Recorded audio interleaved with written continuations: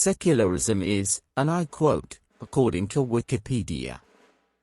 Secularism is most commonly thought of as the separation of religion from civil affairs and the state.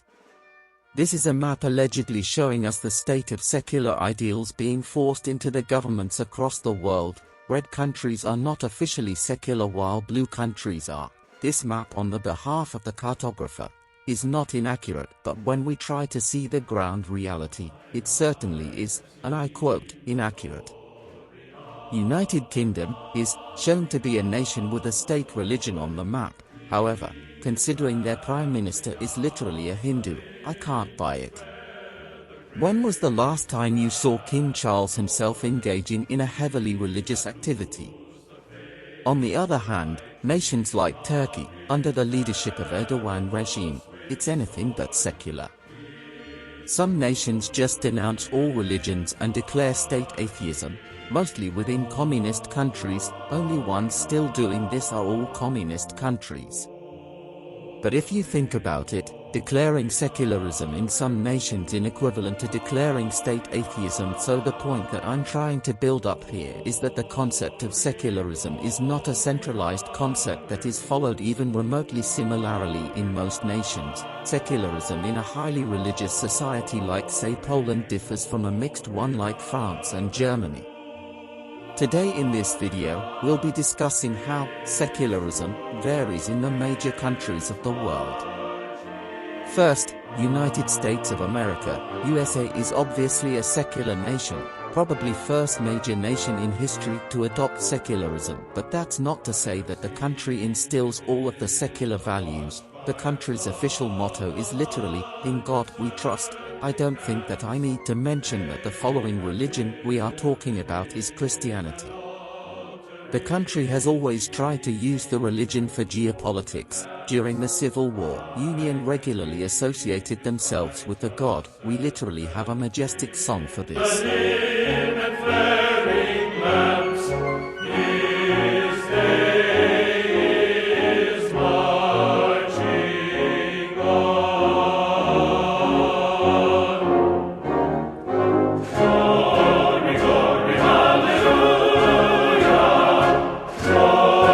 America as well as Britain used religious propaganda throughout both world wars and specifically during the Cold War. Americans presented religion as the cornerstone of their democracy against Soviet atheistic evil. Most of American patriotic songs have some mention of the God.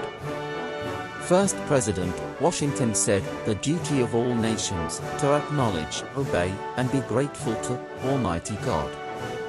I find it funny how there have been only two officially Roman Catholic presidents in the history of the nation, Kennedy and Biden, while so many states have a Catholic person as the governor. Now Russia is an interesting case. They used to follow a policy of state atheism during Soviet times. Since the dissolution of Soviet Union, Russia has backed down from an outright atheist position but rather prefers a secular position. We're not sure about how exactly secular this position is considering Kremlin has been accused of favoring the Orthodox Church and granting them some privileges.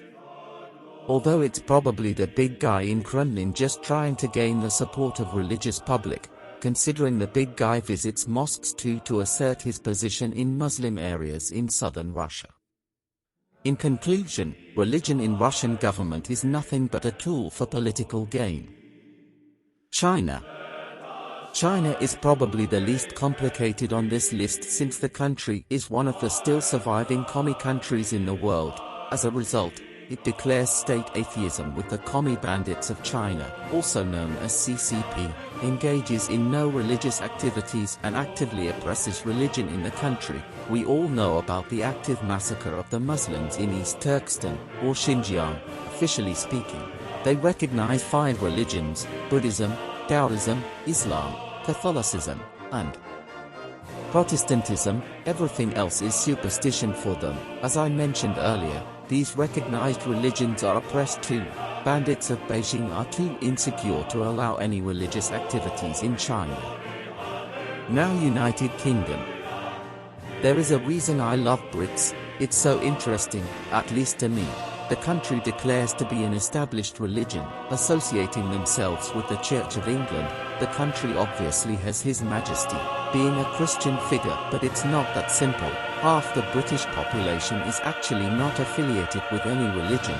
There are big three religions in UK, Christianity, the most important one and one that the country associates with. Their flag literally has not one, not two, but 3 crosses in it.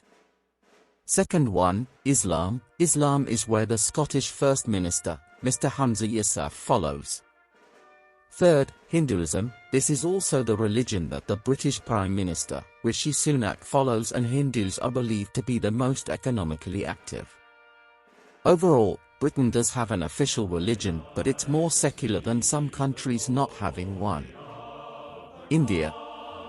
Now India is a bloody darn interesting case. It's probably the most confusing on this list. The majority of the country was ruled by Islamic rulers for over half a millennium, and even after that, majority of the population never left Hinduism and Hindu traditions. There was certainly a huge amount of Islamization in Indian culture, but the core values never changed. When the Britons came to the country in 18th century, unlike the Portuguese or French, they tolerated the Indian religions and Islam and didn't interfere much with the religions or force Christianity to the locals, except in a few areas like the northeast. Since the independence, country has remained integrally secular under all regimes. Some people do accuse the new regime of Mr. Modi to be aiming to turn the country into a Hindu fascist state, but this is probably just the recency bias thing. But hey, who are we to discuss Indian politics? So that was enough for today's video. I hope it was not an absolute waste of time. I mean, it probably was. Be sure to try it out again.